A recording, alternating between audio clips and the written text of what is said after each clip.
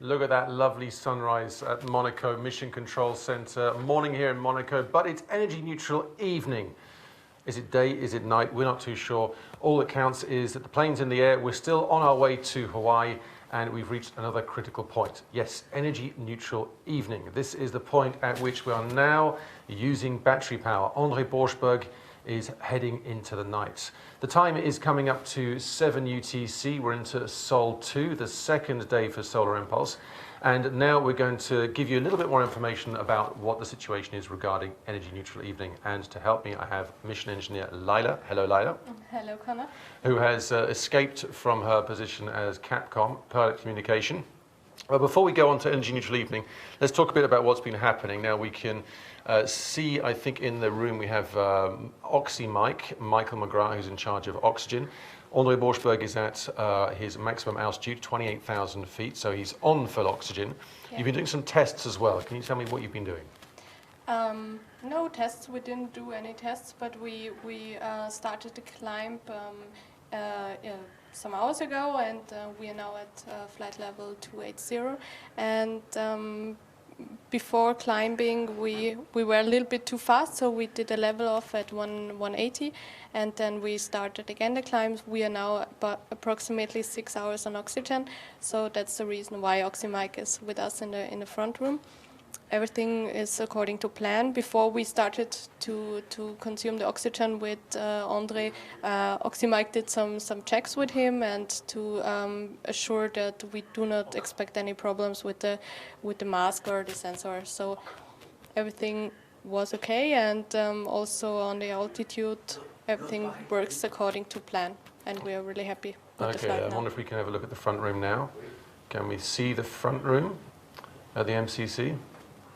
Okay, he's in a bit of shake because it's so bright out. So there you go, a silhouette view of Oxy Mike in the front room, doing his thing, looking concerned, looking serious. Yeah, he has to watch the SpO2 value of André and always to be aware if something is happening. So. Okay, well, we'll come to this in a minute, looking at the battery state of charge, but as we have also another element on the website which is very useful for you to look at if you want to find out how healthy André Borschberg is. Let's go to the pilot view. Here we can see, we've got lots of useful information here, and we can see what kind of situation he's in. There we go, we can see he's been resting. We can see how many oxygen bottles he has left. He's just used up the one so far, and is this all looking good to you, Laila? Because you've been looking closely at the health of André Borschberg. Yes, he's doing really well. He is a little bit tired. Well, have a look at this. Time since takeoff, 1 day and 12 hours. No wonder he's a bit tired. Yeah. I mean, he's been in the air for an extremely long time, and there's lots to go. Yeah, and he didn't get enough relaxing in the last hour, so he's a little bit tired, and He's waiting for being off of oxygen and to continue his resting period at low altitude then. Okay, and one of the things that you do with the team is you make sure that he gets those resting periods. So you're constantly reminding him, suggesting things he should be doing? Yeah, sure. We have our task list, and we always remind him, and we always take all the slots we have for resting, and we want to be assured that he gets enough sleep and he can fly this airplane. Now, one of the people was joking and saying that he's already got his life raft on. In fact, it's his very thick, cold weather clothes because he's at a very high altitude, as he said, around about 28,000 feet. Yeah, but it's quite warm for this altitude currently. We have about minus 20 degrees now outside. Easy, minus 20. It's good. So inside, because the cockpit does have some insulation, it's going to be a little bit warmer inside. Yeah, it's about 2 degrees now, but we are at energy neutral evening and we're starting the descent soon, so it's getting warmer. Okay, and because normally it can go down to minus 40. Correct, yeah, but we're in high summer season, so it's quite warm now.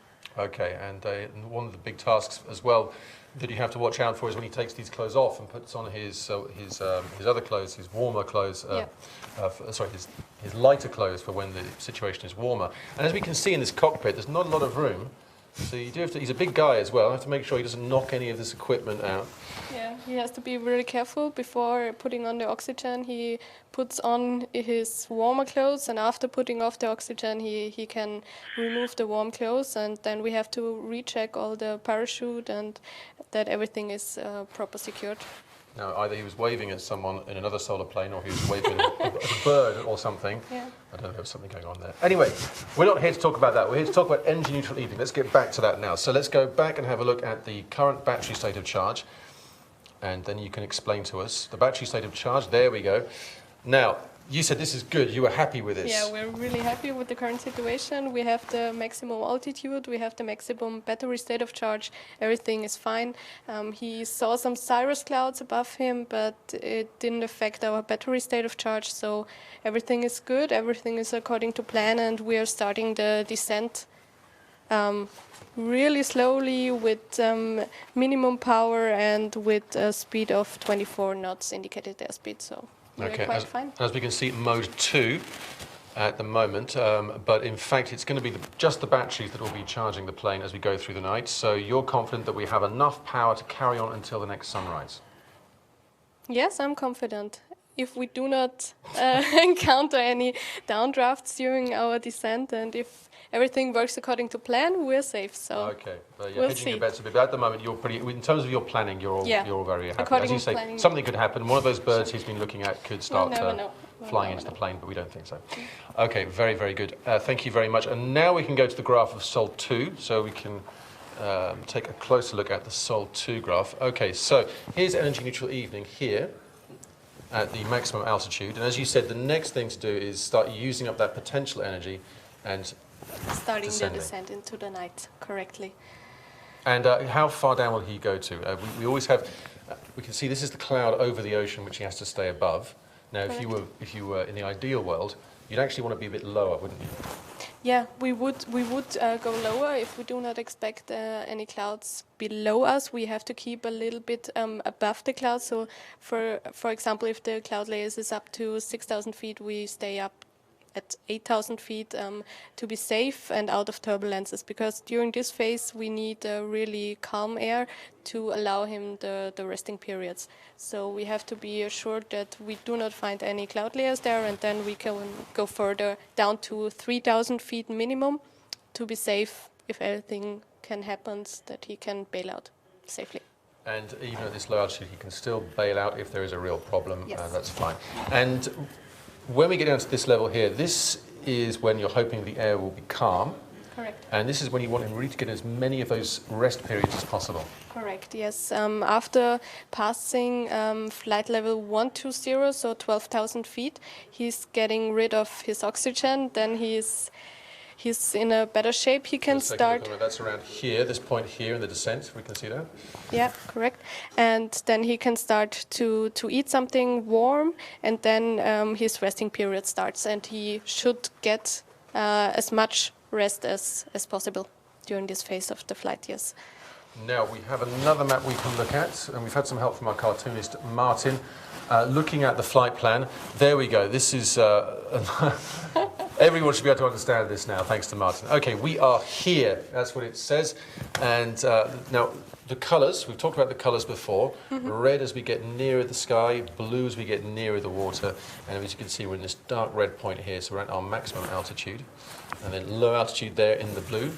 Correct. Solar day. Now, for those who've been wondering, we talk about solar days. We have different ways of explaining the days, whether it's in UTC, which is GMT. How do you characterise a solar day? So it starts at the solar midnight and begins at solar midnight. Okay, so you're talking about the local time, the time we're talking where the about, plane is. Yeah, correctly. So not UTC as So we it's not often talk UTC and it's not always 24 hours. It's not always 24 hours, you're right, because we are, of course, moving. We're not in a static position. Yeah. And it also means, the reason we talk about UTC as well, because we're crossing so many time zones, I think we would go insane if we had to remember every time zone we're crossing at the moment. That's true. That's true for sure. And before we land in Hawaii, of course, we're going to cross the international date line. That will be tricky as well. So I don't know how we're going to deal with that. We're going to lose a day somewhere and gain a day somewhere else, but let's stick to UTC. One more thing that's very important as well is this. It's Joe the Shark, who we have seen in some more cartoons as well. Joe the Shark, who is following Andre, and we will be avoiding Joe the Shark from now until we get to Hawaii. He will remain hungry, and we will catch up with the adventures of Joe on solarimpulse.com. We want to look at one last map. We're going to take a look at the overall big picture now, the 5-day simulation. Here we go. We've looked at this a little earlier, Laila, but if you can remind us as well. Well, now, the key point has always been crossing fronts, crossing weather fronts, waiting until the cloud dissipates slightly, because otherwise Solar Impulse can't fly through them. We mentioned, well, here, Sol 3. This is the next Yes. big weather situation, and there'll be another one on Sol 5, which we can see visualized more Correctly. clearly Yeah. here. Now, has anything changed since we last spoke on SITV about? A little bit. Sol 3. So we have to cross generally two fronts, one on daytime Sol 3 and one on daytime Sol 5. We expected a little bit more active front on Sol 3, which decreased. So we are lucky, and the clouds are not that high than expected. So we encounter less turbulences than expected. So we're happy with this. Sol 5 frontal system increased a little bit, but we are far away from this. So maybe with some luck, the weather improves there as well. But otherwise, if it stays like this, we are safe as well with our profile and with our flight planning. So it will be fine. And a reminder for everyone that one of the big problems we've seen over the last days and weeks has been the crossing of fronts on the Pacific. We've had many, many days where it's been like a wall just stopping us from getting to Hawaii. Yeah, that's true. But now the weather system over the Pacific is really, really good, and we had really luck with the weather situation, and we're really happy also with the new weather updates. It's getting good and it's getting better all the time. Yeah, so we're confident. Wonderful, thank you very much, and I'll let you get back to communicating with the pilot. Laila, you can see her on SITV sitting on the second row. Who do we have there now? We have, Christoph Schlettig is here as well.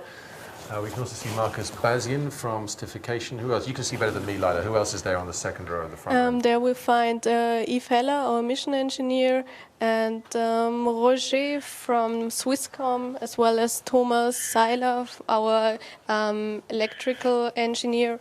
And we have some representative from our media, Larissa. That's Larissa in the front row. Okay, well, I'll take your microphone off you. Thank you very much, Laila. Lovely talking to you. Look forward to speaking to you again.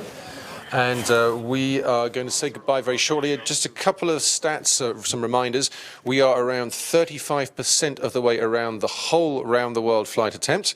We're 28% on our way to Hawaii now. And André Borschberg, as we said a little earlier, has been flying for 37 hours, 1 day and 13 hours, and he's at maximum altitude, 28,000 feet. Our next rendezvous with you on SITV will be after our next handover briefing, and that is at 12:30 UTC. And then the big show of the day will be Energy Neutral Morning, that other critical moment when the sun comes up and the sun is powering the plane and powering the batteries, and we'll have plenty for you there. Before we go, a reminder of why we're doing all this. Future is clean. This is what it's all about, is making sure that the world, by the time we get to 2050, has massively reduced its use of fossil fuels. We're all looking forward to COP21. This is the United Nations Framework Conference on Climate Change, which is taking place in Paris in December. And we hope to be there, and we hope you'll be there in spirit as well. We want millions of people to sign up to Future is Clean and take part in one of our challenges, the Paper Plane Challenge. Goodbye. See you soon.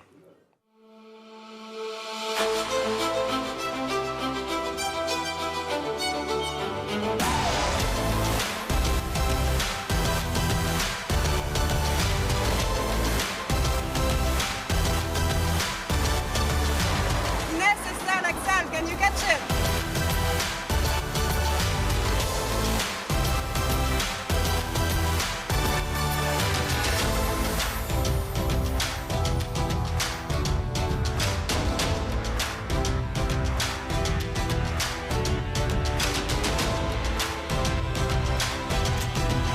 Sven, yours.